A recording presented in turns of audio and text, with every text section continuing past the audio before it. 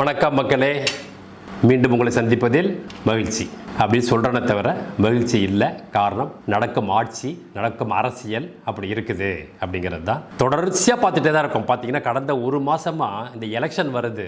இது ஆப்பர்ச்சுனிட்டியாக இதை வந்து பயன்படுத்திக்கிறாங்களா என்னன்னு தெரியல. இந்த கொள்ளையர்கள் பாலியல் சீண்டுதல் பண்ணுறது அப்படின்னு இப்போ ஏதாவது ஒரு எவ்ரிடே தினமும் நம்ம பார்க்குறோம். ஏதாவது ஒரு விஷமிகள் வந்து இந்த நாட்டை சீரழிக்கிறாங்க அப்படிங்கிறது நம்ம தமிழ்நாடு குறிப்பாக. இது ஒரு காலத்தில் முதல்ல பீகாரில் கேள்விப்பட்டிருக்கோம், யூபியில் கேள்விப்பட்டிருக்கோம். ஆனால் இன்றைக்கி தமிழ்நாட்டில் இந்த ஒரு அவலநிலை வந்திருக்கு. அப்படின்னா இன்றைக்கி ஸ்டாலினோட அப்பா வந்து கலைஞர் ஆட்சி பண்ணும்போது கூட இருந்தது அவரு. ஆனால் இந்த அளவுக்கு ஒரு இருந்துதான்னா கண்டிப்பாக இல்லை. எவ்ரி இயர் இப்போ 2021 இந்த போதைப் பொருள் வந்து 6338 கேஸோ என்னமோ இருந்துச்சு. இப்போ வந்து 10,000 கேஸ் ஒரே வருஷத்தில் ஆச்சு, 22. இது அப்படியே 23, 24, 25, 26 சொல்லி இன்க்ரீஸ் ஆகிட்டே இருக்குது. இப்போ திருநெல்வேலியில் பார்த்தீங்கன்னா இந்த போதைப் பொருள்னால வந்து ஒருத்தருக்குள்ளேயே இந்த கேங்ஸ்டர்ஸ்குள்ளேயே சண்டை போட்டுக்கிட்டு எல்லாம் இளைஞர்கள் தான், எல்லா இளைஞர்கள் 25 வயசுக்குள்ள தான் எல்லாம் அடிச்சு பிடிச்சி 2 பேரை கொலை பண்ணி 5 பேரை கடுமையாக தாக்கி ஹாஸ்பிட்டலைஸ் ஆக்கிட்டாங்க. இதில் ஒருத்தன் வந்து வெளி மாநிலத்த ஆள். இது வந்து இங்கே பகிரங்கமாக நடந்துட்டு இருக்கு. நம்மளும் பல பதிவில் சொல்லிகிட்டே இருக்கிறோம். இங்கே எல்லா காலேஜுக்கு சைட்லேயும் ஒவ்வொரு சந்து புந்துலேயும் எங்கேயாவது உட்கார வச்சு எதாவது பெண்கள் காலேஜ் ஆகட்டும், ஆண்கள் காலேஜ் ஆகட்டும், கோவிட் ஆகட்டும், எங்கே பார்த்தாலும் பார்த்தீங்கன்னா கல்லூரிக்கு பக்கத்தில் போதைப் பொருள் சரியாக நடமாடுது, கிடைக்குது. ஸ்டூடெண்ட்ஸும் வந்து வாங்கி அதை அனுபவிக்கிறாங்க அப்படின்னு நம்ம பல பதிவில் சொல்லியிருக்கோம். காவல்துறைக்கு இருக்குது. நம்ம சொல்கிறதுல பாதியே காவல்துறை கொடுக்குற ரிப்போர்ட்டை வச்சு தான் நம்மள பேசுகிறோம். எவ்ரி இயர் எப்படி இன்க்ரீஸ் ஆகிட்டு இருக்கு அப்படின்னு சொல்லிட்டு இதுக்கான என்ன நடவடிக்கை எடுக்கிறாங்க அப்படின்னு தெரியல. இதில் மிக மிக கேவலமானது என்னன்னா, பண்ணுறது அத்தியில் 90% திமுக காரம் பண்ணுறோம். அத்தினே தான். நான் இப்போ ரீசெண்டாக கூட ஒரு இதுக்கு ஏஜென்ட் 2 வீலர் ஏஜென்ட்டுக்கு போனேன். ஒரு சொல்கிறேன் உங்களுக்கு புரியணும் அப்படிங்கிறது. என்ன இந்த திமுக பற்றி நம்ம எல்லாத்தையும் சொல்கிறோம். இதையும் இப்போ தன்னுடைய தனிப்பட்ட அனுபவத்தை சொல்லணும் இல்லையா? அங்க போன உடனே வண்டியை பார்க்கறதுக்கு போறோம். ஒரு கடையில் ஒரு டீலர்ஷிப்ல போறோம். நல்ல தன்மையா பேசுறாங்க, இது பண்றாங்க. அதோட பிளஸ் ப்ரோஸ் அண்ட் கான்ஸ் எல்லாம் பத்தி சொல்றாங்க, எல்லாமே சொல்றாங்க அந்த வண்டியை பத்தி. இன்னொரு ஏஜென்ட்டுக்கு சரி நம்ம கம்பேரிசன் வேணுமே அப்படிங்கிறதுக்கு அங்க போறோம். அங்க உள்ள நான் போனதுல இருந்து கடைசி வெளியில வர வரைக்கும் ஏன்டா உள்ள போன ஆகி போச்சு. வெளியில வர வரைக்கும் நமக்கு வந்து என்னன்னா ஒரு மதிப்பு இல்லை, ஒண்ணுமே இல்லை. இஷ்டம் தான் வாங்கிக்கோ, இல்லைன்னா போய்க்கோ. அவ்வளோ இன்வெஸ்ட் பண்ணியிருக்காங்க.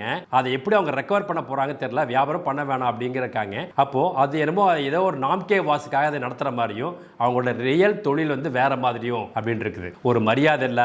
சார் இதான் சார் நாங்களா சார் மேனுஃபேக்சர் பண்றோம், அதில் இருக்கிறதா சார் இருக்கு பாருங்க சார் அப்படிங்கிறாங்க. அப்போ ஏன்டா போனோம் ஆச்சு. அதுக்கப்புறம் வெளில வந்து சொன்னா நான் என் ஃப்ரெண்டு கிட்ட சொன்ன மாதிரி என்ன போயிட்டு வந்தான்ட்டு. அதையப்பா அவன் திமுக காரம் பண்ணி எதுக்குப்பா அங்கே போனேன், அவன் மதிக்கவே மாட்டான், அவன் பண்றதா வேற தொழில், இது சும்மா பேருக்கு வச்சிருக்க கணக்காமிக்கிறதுக்காக அப்படிங்கிறாங்க. இந்த மாதிரி எல்லா இடத்துலையும் தமிழ்நாடு முழுக்க தலை விரிச்சு ஆடுது. இப்போ நம்ம இந்த கேஸுக்கு போறோம், இந்த கொலை கேஸுக்கு, இந்த ட்ரக் இதுக்காக.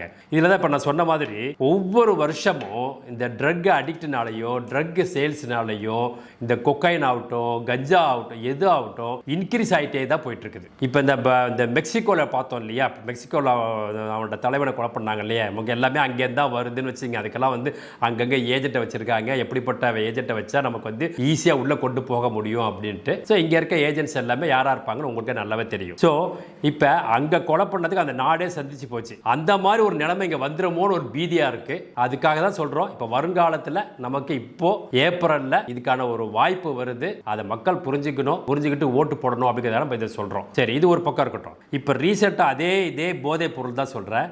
இது ராமநாதபுரத்துல நவாஸ்னு ஒருத்தர் பிடிச்சாங்க. அது எத்தனையோ கோடிக்கு சார். அவர் என்ன பண்ணாங்க? அவர் திமுக ஆளு, கவுன்சிலர். அதுக்கப்புறம் ஜாஃபர் சாதிக்னு சொல்லி 3 வருஷம் முடிவு பிடிச்சாங்க. அதுனா அவர் ஒருத்தர் மட்டுமா இதுக்கு உடந்தை வந்து இல்ல மற்ற இது ஓப்பன் சீக்ரெட் தான், நம்ம எல்லாருக்குமே தெரியும். சுப்ரீம் கோர்ட்ல இருந்து நம்ம எல்லா இதுக்கும் தெரியும். இது வந்து ஒரு மனிதனால் செய்ய முடியாது அல்ல, ஒரு கூட்டு தான் அப்படின்னு. ஸோ அந்த கூட்டு செய்தியில் மற்றவங்களாம் ஏன் பிடிக்கல அப்படிங்கிறத நம்மளோட கேள்வி. அதே மாதிரி அந்த அண்ணா யூனிவர்சிட்டியில் மாசுபடிந்த ஒரு அமைச்சரையும் விட்டு வச்சுட்டாங்க. ஸோ அவங்க எல்லாமே இதுக்கு உடந்தை. இதெல்லாம் ஒரு பக்கம் போகட்டும். நம்ம இப்போ நம்மளோட வைத்தறிச்சல் அப்படின்னா நம்மளோட நாட்டில், நம்ம மாநிலத்தில் நம்ம பெண்களே, நம்மளோட குடும்பங்களே நிம்மதியாக வாழ முடியாத ஒரு பயமாக இருக்குது. இதே நீங்கள் பூனா போய் பாருங்கள். பூனா ஆகட்டும், பெங்களூர் ஆகட்டும், நைட்டு 10 மணிக்கு பெண்கள் வந்து ஐடிலையோ அதிலே வேலையை முடிச்சுட்டு தைரியமாக போயிட்டு இருக்காங்க. போகலாம், எந்த பிரச்சனையும் கிடையாது. ஆனால் இங்கே சென்னை அப்படிதான் இருந்து இங்கே சென்னையும். ஆனால் இப்போ கடந்த 5 ஆண்டுல ஒரு பெண்கள் உண்மையாலேயே ஒவ்வொருத்தரும் மனசாட்சி விரோதம் இல்லாமல் திங்க் பண்ணி பாருங்க.